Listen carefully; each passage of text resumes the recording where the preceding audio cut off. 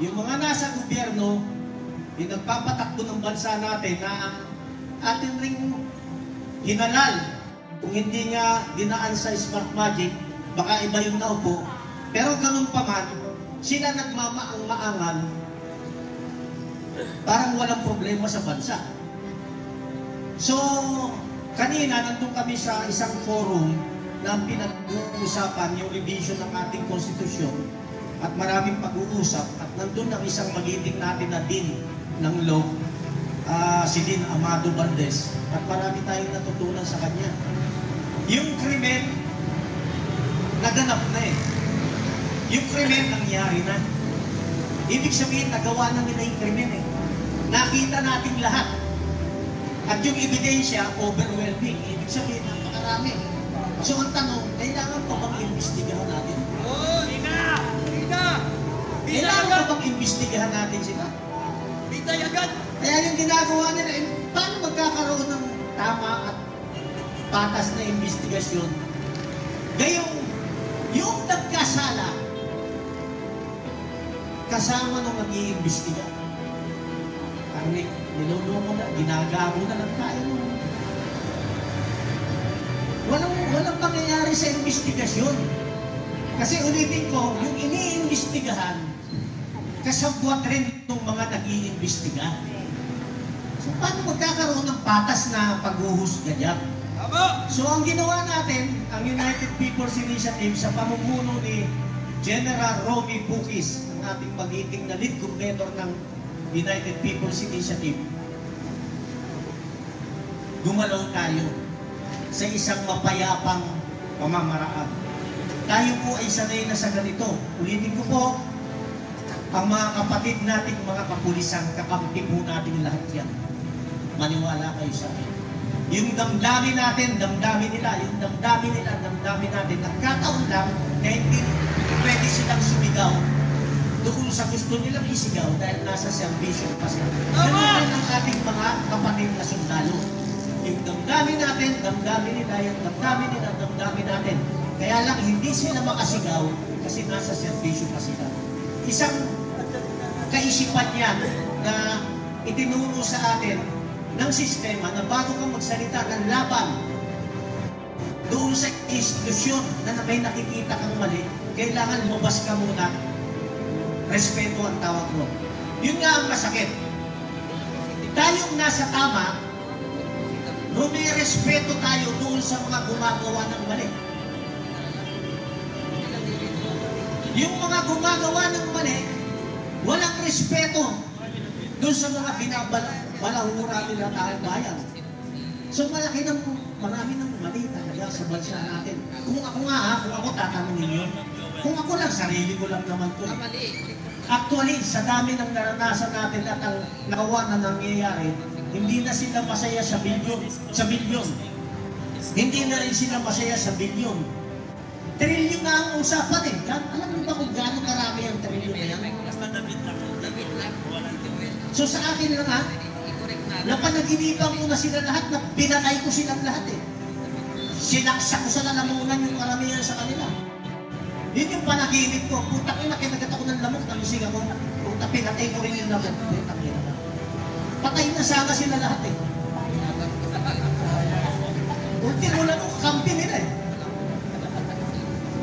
So gano'n ang bansa natin. Ulitin ko pag-usapan natin, legalities. Nakita mo, gumagawa ng krimen. Yung ebidensya, overwhelming. Actually, pwede na silang arestuhin ng taong bayan. Alam ko, si Brother Placido, pag sinabi mong arestuhin natin, nangungunin, a-arestuhin na sila. Pero napakahirap. 316 or 17 congressman, a-arestuhin lang ni Placido, nag-iisa siya. Hindi naman pwede yun. Brother Placido. Mahirap naman sumigaw siya doon sa Congress. Sumuko na kayo, napapaligiran ko kayo mag-isa.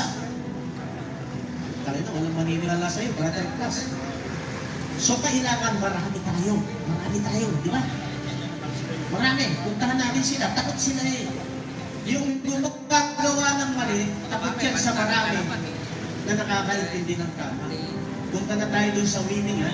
Alam ko yun ang gusto nyo marinig eh. Shortcutting ko na para mabilis. Gusto nyo manalo tayo ng payapa? Parang ayaw nyo. Parang gusto nyo yung marahas. Pwede rin. Pwede rin. Isa nakakaisip ko tayo ng isang totoo lang. At saka nagiging laman na sila ng ating araw-araw na panaginip. Pag araw-araw mo napapanaginipan, parang nai-inlove ka na sa kanila eh. Mananalo tayo, napakasimple lang. Ito, pag-aralan nyo mabuti lang. Never tayong mayu-unite bilang mga Pilipino. Ulitin ko never tayong mayu-unite bilang mga Pilipino. Aminin na natin yan. Pero dapat marunong tayong rumespeto doon sa desisyon na nakakarami. Hindi man tayo united, pero marunong tayong rumespeto doon sa desisyon na nakakarami. Di ba ganun sa eleksyon? Kahit ayaw mo doon sa isa, isang binoto ng karamihan, isang uupo, kailangan natin respetuhin. Pero, ang sinasabi natin ganito, kung ako ang presidente, at ang bumoto sa akin is 30 million, ang butante 60 million o 70 million. So lagay na natin kalahati yung hindi bumoto sa akin bilang presidente. So ang gagawin ko, unang araw pa lang ng pag-upo ko, magkakandak na ako ng consultation sa taong bayan.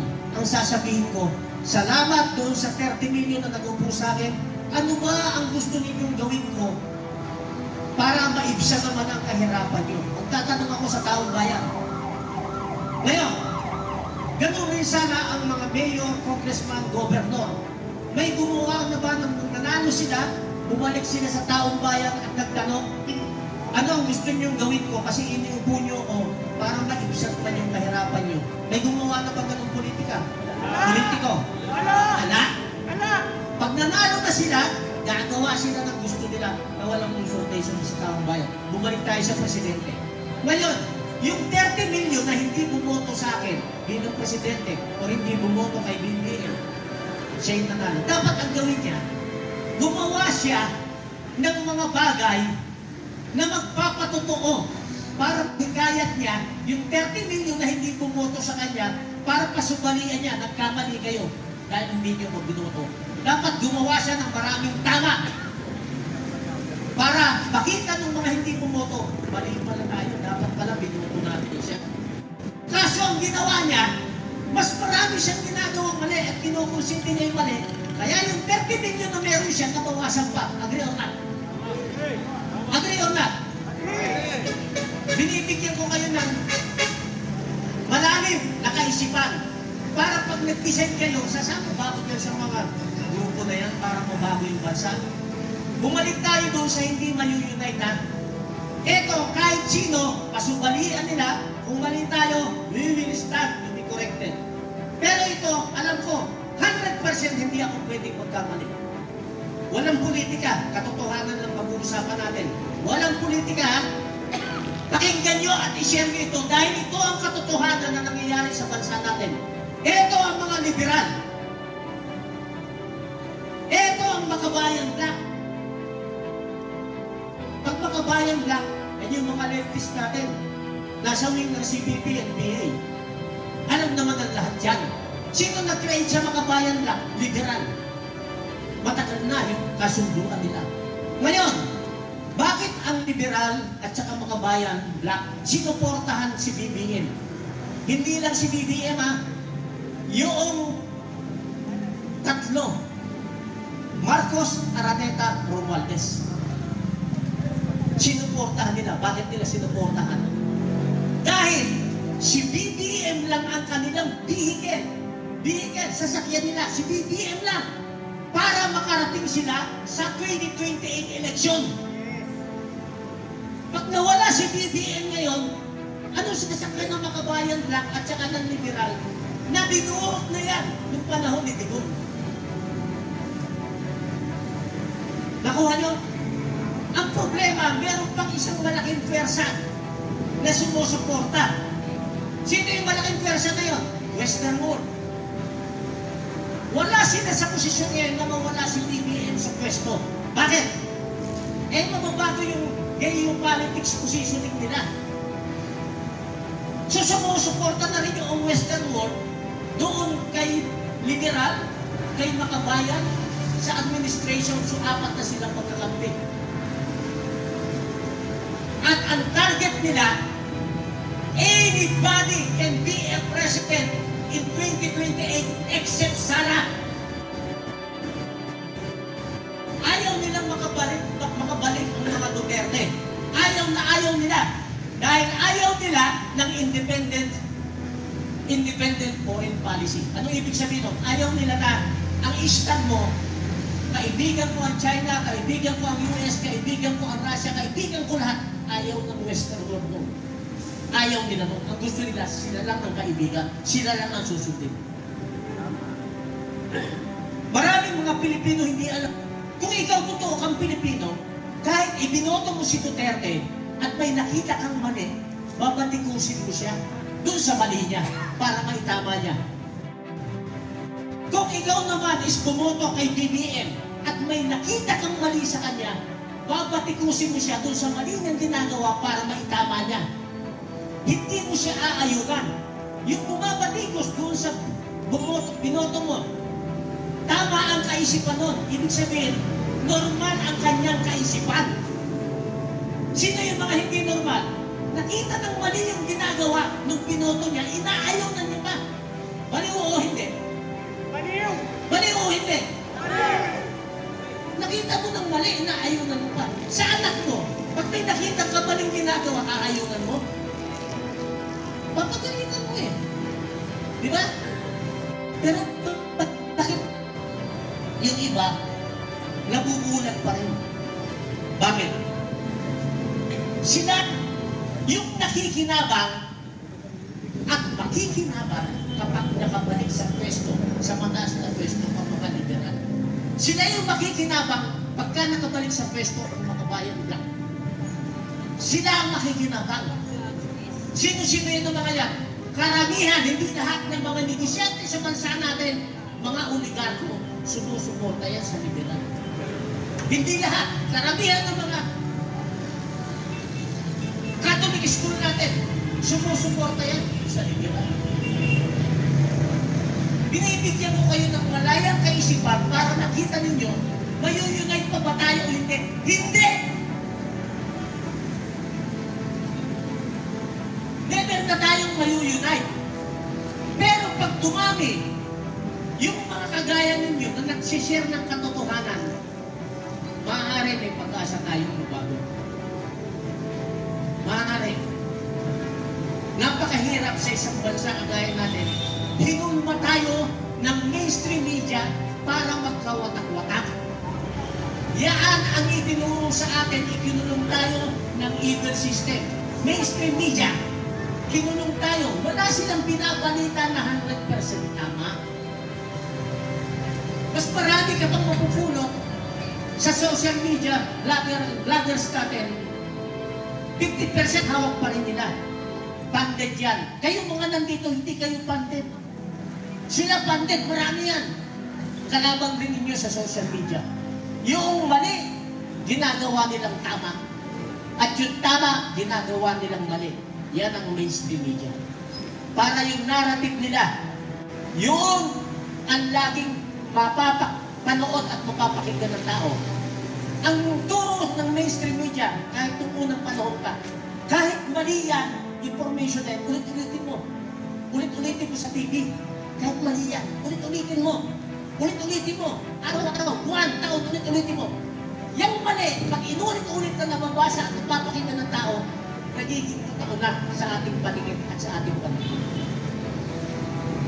Gusto niyo yung sample? Gusto niyo yung sample?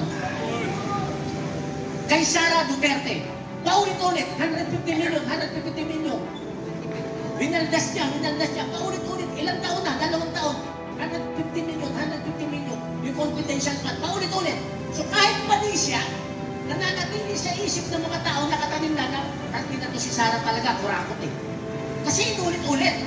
Pero ang nagsabi na nga, ang nagsabi na COA eh, Walang problema dun sa 150 milyon. O hindi ko kinakampihan si Sara, base sa katotohanan. Pero bakit pa nila inulit-ulit? Kung iimbestigahan si Sara ng 150 milyon, lahat naman ng mga politiko kahit mayor, congressman, gobernador, presidente, senador, lahat yan may confidential fund Hindi dapat lahat yan imbestigahan Tama? Pero bakit walang nag-uulit-ulit sa mainstream media na dapat lahat sila imbestigahan, dapat lahat sila imbestigahan, dapat lahat sila imbestigahan? Kasabot! Kasi kasabot sila. Nakukuha nyo na. I-share nyo para hindi kayo nabubula. Ulitin ko. Wala tayong kinakampihan, kaya tayo na dito. Ang kinakampihan natin, yung tama at yung kinakawawa.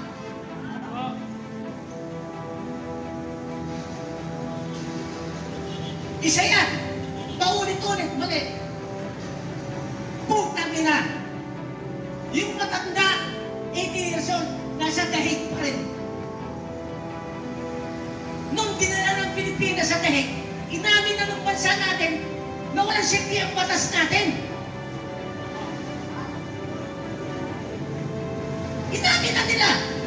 Pwede naman dito kay Kulong. Pwede dito mag-hearing. At pwede bitayan dito si Rodrigo Roa Duterte kung nagkasala talaga. Bakit kailangan sa ibang bansa? Bakit si Tepes pinabalik nila rito? Nakukuha niyo yung logic? Paulit-ulit! Ito na naman yung mainstream media. Paulit-ulit, mainstream media. Ulit-ulit-ulit. Putang ina si Digong, ang daming pinatay. Putang ina si Digong, ang daming pinatay. Putang ina si Digong, ang daming pinatay. Ilan tao na kaya paulit-ulit? Natanim sa isip ng tao, ang dami niyang pinatay. Pero how about yung mga pinatay ng mga adik? Ama! Inulit-ulit ba nila? Ang dahil pinatay ng adik, ang dahil pinatay ng adik. Wala naman nag-uulit-ulit doon. Yung mga ginahasang kabataan, yung mga krimen ng dahil sa droga. Ako na naging abogado ni Digong, ang gagawin ko ganito. Sige, ilan ang pinatay ni Digong? Sabihin ko sa ICC, tanuin ko sila. 30,000 po ang pinatay. O sige, patulang ko yan. Sasabihin ko sa nila, sige, lahat ng 30,000 na yan, pakita nyo sa akin yung blatter. Blatter sa pulis 30,000 blatter, pakita nyo. Pakita nyo sa akin kung sino yung nag-aresto. Pakita nyo sa akin kung sino yung testigo. Pakita nyo sa akin kung sino yung namatay, anong address niya, ilang taon na siya. Yung 30,000 na yan, palagay nyo na ipapakita ng ICC at saka ng mga liberal at saka mga bahay black na sumusuporta para maidin si Digong. Palagay nyo maipapakita nila yung 30,000?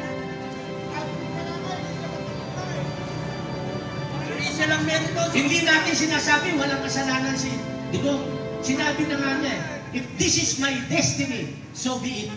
Pero alam natin, alam ng kapulisan, alam ng kasundaluhan.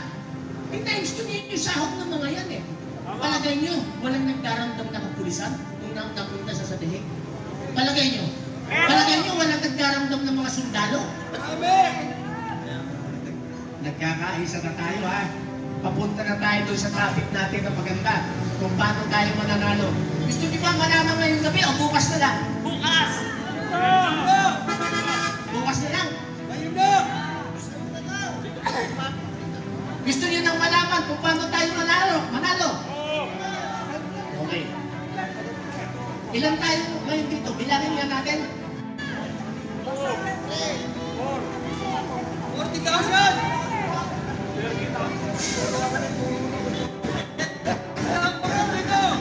Okay. Paano tayo mananalo? Kailangan itanim niyo sa puso ninyo. Hindi lang sa isip. Ulitin ko Kailangan itanim niyo sa puso ninyo. Hindi lang sa isip. Kakampi natin ang lahat ng kapulisan. Itanim ninyo sa puso ninyo at isipan. Kakampi natin lahat ng kasundaluhan. Ang hinihintay lang nila, gumalaw ang maraming taong bayan. 40K. Pwede lang pa-xerox yung sarili natin. Bina-xerox na natin para dumami tayo. Dapat pag umuulan, dumadami Parang gremlins. Parang palaka.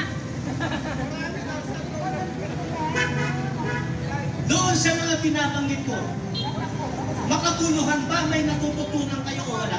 Meron! Gusto niyo pa? Yes! Stop! I-share niyo ito ha? Tama! Ngayon, lahat tayo, makinig kayo, lahat tayo na nasa tamang pag-iisip, ayaw ng social media niyan. Ulitin ko ha, lahat tayo, lahat kayo, nasa tamang pag-iisip, ayaw ng social media niyan. Kaya lahat kayong mga vlogger na nandito, nakasyado pa kayo. Umiikot lang kayo dun sa mga circle of friends nyo, hindi na kayo lumalabas dun sa network nyo. Ayan! Naobserbahan nyo? Opo! Eh, alam nyo na ha. Ang gagawin nyo, huwag kayong mag-cut and share. Paste and share. What? I-record nyo yung video sa sarili nyo o sa ibang account, tsaka nyo i-share. Okay? Kaya tayo natatalo dahil rin sa atin.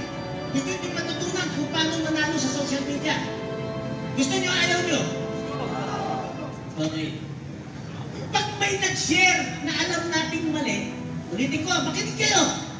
Nabasa natin, mali ito eh, mali ito eh. Ang gagawin mo, puta yun na, isi-share ko sa mga FB page ko. Yung mali, isi-share mo pa. Yun ang gusto nila. Na yung mali, isi-share mo sa karamihan. Ba't mo sinishare yung mali? I-delete mo. Para yung issue, mamatay ng natural death. The more na sinishare mo yung mali, lalo mong pinopropagate yung kamalian. Yun ang gusto nila para sa usawa ng iba, maging issue. Kaya dumadami yung mali sa social media. Tama, mali? Anong gagawin nyo pag mali? Sishare nyo? Delete! Para mamatay ang issue ng natural death. Pangalawa, social media pa rin tayo ah. Yes!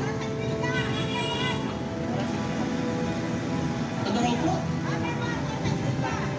May social media pa rin tayo ah. Yes!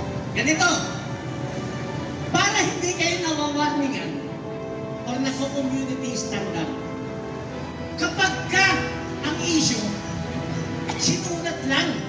Pakinggan nyo ha, tingnan nyo muna kung sino yung sinulat bago nyo share. Ang style ng mga Pilipino, pag maganda yung heading, share agad. Tama mali. Heading pa lang ang nakita, hindi pa nababasa yung kabuuan, sinare na. Ang laking problema. Tingnan nyo muna kung sino yung nagsulat. Kung hindi kilala yung nagsulat, walang pinagmulan, i-delete nyo na. Mas magandang i-share yung taong nagsasalita at kilala niyo yung personahe niya. Yung hindi fake news yun. Bakit? Siya mismo nagsasalita eh. The more you propagate yung mga mali sa social media, the more you share it. Yun ang gusto nila. Para kumakalit yung maraming mali. Tingnan nyo sila, ang kalaban natin, anong ginagawa ng kalaban natin? Marami to ha, bayaran ito sa social media. Anong ginagawa nila? Pag nag-share kayo ng katotohanan, nakita nila totoo, anong ginagawa nila? Delete ka yan! Hindi na nila sinishare. Alam niyo ba yan o hindi niyo alam? Ngayon alam na. Yan lang ang gawin niyo. Kaya yung maraming mali, paulit-ulit na ilang taon share pa rin ng share, walang katapusan. Yung kalaban natin, pag nag-share tayo ng tama, delete kagad nila para hindi na ma-share yung tama. Kaya ang kumakalat sa mainstream media, social media, karamihan, mali.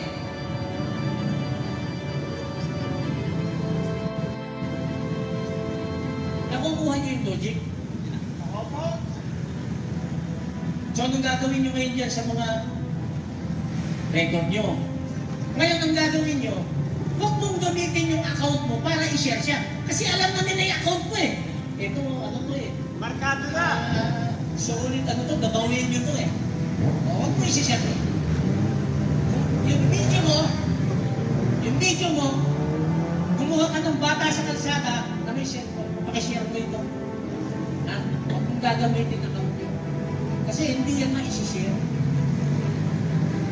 Nakuha nyo na. Kahit yung mga live nyo ngayon eh, kita nyo. si Wamos, million views yun. Nakuha niyo yung logic sa social media. Okay, bago ako magtapos, discuss natin ulit yung paano tayo mananalo. Alam ko yun ang gusto niyo mangyari. Yun ang gusto paano mananalo. Ulitin ko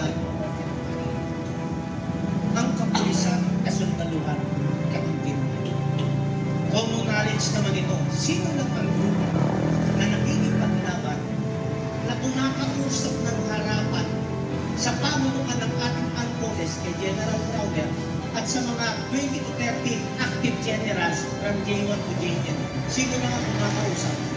United People's Civil War. Tayo. Okay?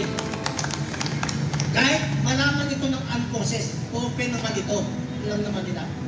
Nakipag-meeting kami kay General Browner sa GHQ, nandyan ang lahat ng active generals from J1 to J10.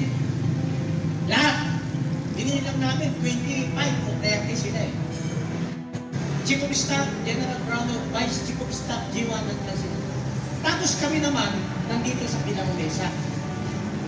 General Ruby Pugis, General Pelisanto Simoy, General Carlos Kita, General Virgilio Garcia, Admiral Jose Suarez, Colonel Beltran, ako, Ma'am Gemma Soto, adapted to Batch So maraming gusto sumama sa amin, pero dinilitahan lang namin at makamabuto yung pagkarisyon. So ano na pag-usapan? Lahat ng problema ng bansa, sinabi ni General Ruby Pugis. Lahat. Lahat kami nagsalita. Lahat ng problema ng bansa. Ngayon, sumagot si General Browner. Ang sagot ni General Browner ganito. Makakaasa kayo, sir. Ang buong AFP, hindi kami bulag, hindi kami pipig, hindi kami binig. May sagot nila, ha? Para alam nyo, yun ang papag-usapan. Ngayon, ako yung huling nagsalita.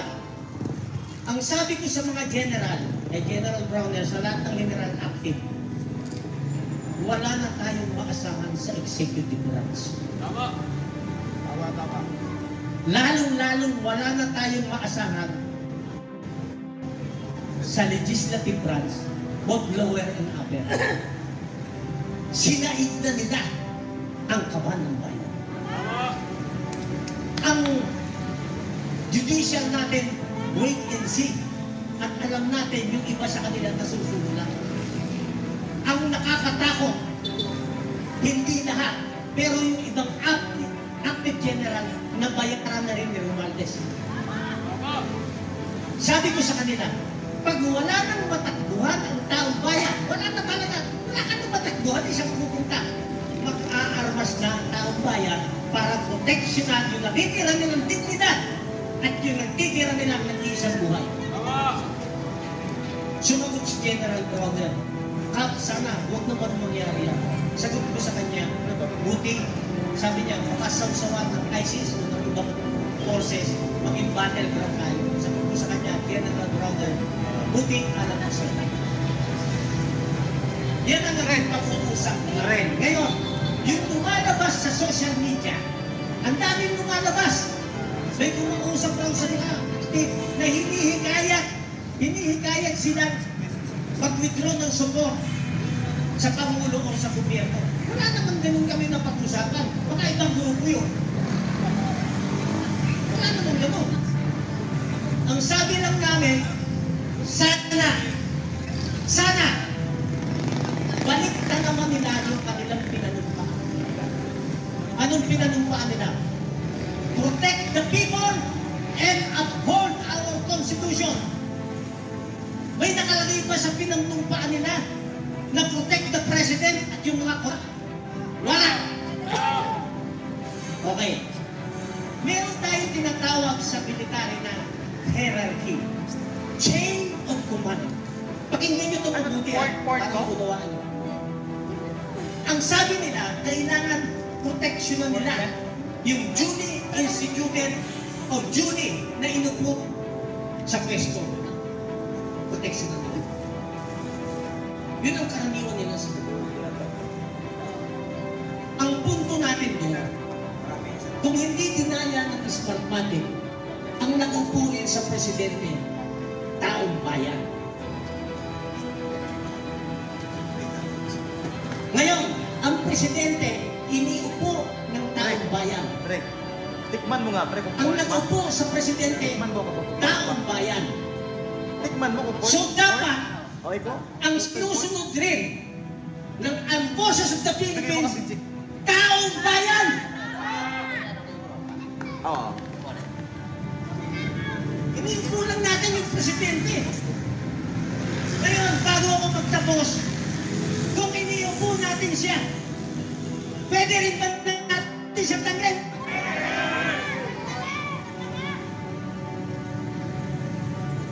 Pwede. Tayo nag-upo eh. Kaya lang, paano natin siya tatanggalin kung mag-isa lang si Brother Placido? Paano natin siya tatanggalin kung 100 lang tayo, 200? Paano natin tatanggalin siya kung 3,000 lang tayo sa Ang kailangan makita ng international community, international ibang bansa, na milyon ng taong bayan from Luzon, Visayas, Mindanao, walang magsasalita. Dalawang plakad lang ang nilalabas. Tama na ang korupsyon. At ang presidente, you are fired by the people of the Philippines. Marcos resign! Marcos resign! Marcos resign! Marcos resign! Marcos resign! Ano? Illegal ba yun? Illegal ba yun? Sinong ayaw dun sa gagawin natin? Yung liberal, makabayan bloc, administration, at yung western world. Ayaw nila nung gagawin natin. Kaya, sila yung manggugulo. Sila yung manggugulo. Sisingitan ka, tayo, tapos manggugulo, para may dahilan sila na i-disperse ka. Agree or not? Okay, turuan ko kayo ha. Para alam na ng lahat. Wala, ang laban ng UPI, simula nung pandemic, wala kaming tinatago lang. Bago kami gumawa ng aksyon, nakikipag-meeting kami sa mga kapulisan. Para alam nila yung plano natin, nilalakad natin yan, para walang lihim. Hindi tayo naglilihim. Okay. Kung 1 milyon tayo dito sa Luzon, 1 milyon, Swinerte, 2 milyon. Okay? Ang plakad natin, 2 lang. Ayaw na namin sa putangin ng korupsyon na yan. BBM, you are fine. Okay? Walang magsasalita. Walang magsasalita. Plakad lang. Okay? Pag may pumasok na nagsasalita at iba yung plakad, pwedeng paalisin ng pulis, pwede natin paalisin. Bakit? Hindi sila kasama sa atin. Agree or not? Kasi kung sa akin walang magsasalita, na sila sumisigaw. Na ang plakad lang 2, sila may plakad na. Sara resign. Marcos Duterte, parehas lang sila. Oh, hindi na nagkapusapan. So alam nyo na kung paano natin sila tatanggalin. Ha? O yan, alam na ng kalaban natin. Hindi na makakapasok yung mga yan. Okay. 2 milyon sa Luzon. 1 milyon sa Visayas. 1 milyon sa Mindanao. 2 plakad lang. Kakampi na natin ang pulis at kasundaluhan. Palagay nyo, bababa si BBM, hindi. Hindi ba? Bababa siya o hindi? Hindi. Kapal mo ka nun! Walang buhaya yun! Kasi ang utos sa kanya ng western world, huwag ka na huwag kang bababa. Nakuha niyo na? Nakuha niyo na? Okay. Ngayon, ang gagawin natin yung payapa, susundin pa rin natin yung ating konstitusyon. Kung sino yung sinasaad ng konstitusyon na dapat bumalik, sundin natin. Para yung acceptance natin ng constitutional mandate natin ay masunod. At yun rin ang gusto ng international. Susundin natin kung ano yung constitution na meron. Nakuha niyo yung idea? Nakuha niyo, nag-gets nyo? Kung nagkataon, ayaw ng taong bayan, Nagkaroon tayo ng huwag ng people's power kasi people's power yes na yun.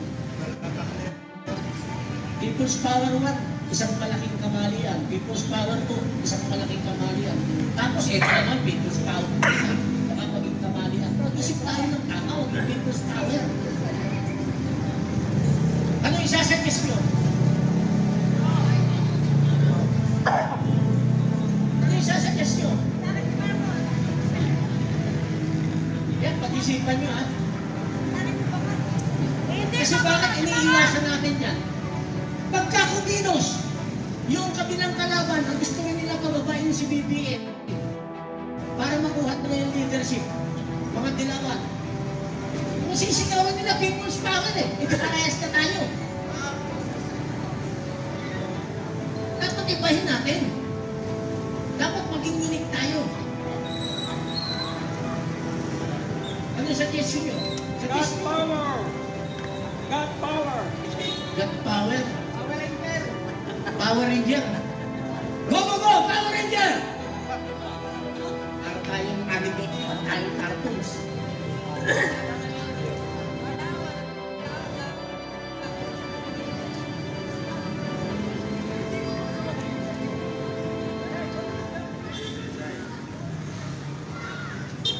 Pag-isipan nyo, tapos bukas, yung pinakamagandang suggestion, kung pakiprenta tayo, kasi may premyo. Okay, ha? Ha? May premyo. Yung mga nagawa mo maganda, tatawag sa atin para hindi siya maging, kaya ito na rin eh. Ito yung gamitin natin, may premyo. Pag-isipan nyo mabuti, ha? Mga vlogger na, magaling na. At may tip ako sa inyo, gamitin nyo yung word na kayo manggi. Ha? Kaya ang kulay ng ating United People's Initiative, brown, kayo manggi. Bakit kayo manggi? Karamihan ng ating kababayan mahirap. Pag brown ang t-shirt mo, wala kang pambili, kahit nakahubad ka, brown rin, tinturahan mo yung balat mo. Di ba parang brown rin yun? Kayo manggi. Yung pangalan natin, tagyan yun ng word na kayo manggi. Para alam natin tayo yun. So yan, may premyo tayo bukas ha. Ngayon, politiko, para tayo manalo, mahirap gawin. Pero kung pagpipilitan natin, kung isi-share nyo ito, bukas na bukas, tapos na ang problema sa kayo ng Pilipinas.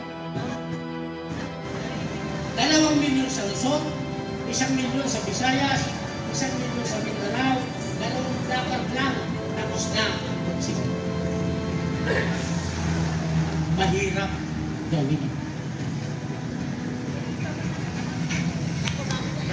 Pero, kung yung mga estudyante natin, mga Gen Z, kagaya ni Kuya Pat, kagaya ni Ate Amor, kagaya ni Kiko Barsaga, na matapang, lumalaban, handang mamatay, handang makulong.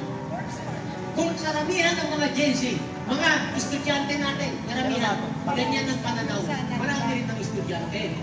Milyon sila. Tama mali? Tama mali?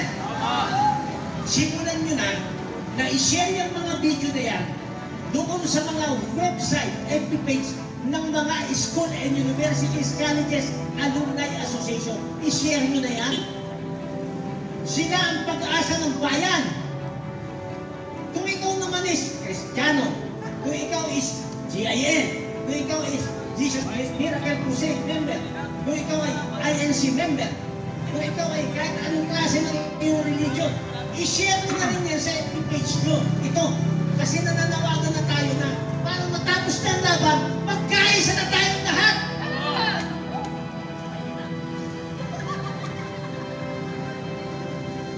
I-share nyo. Yun ang mapayapang pamamaraan para manalo tayo. Walang iba. Dahil pag hindi natin ito ginawa, ang susunod na hakbang na mangyayari, isang matubong pamamaraan. Magandang labig mo sa atin.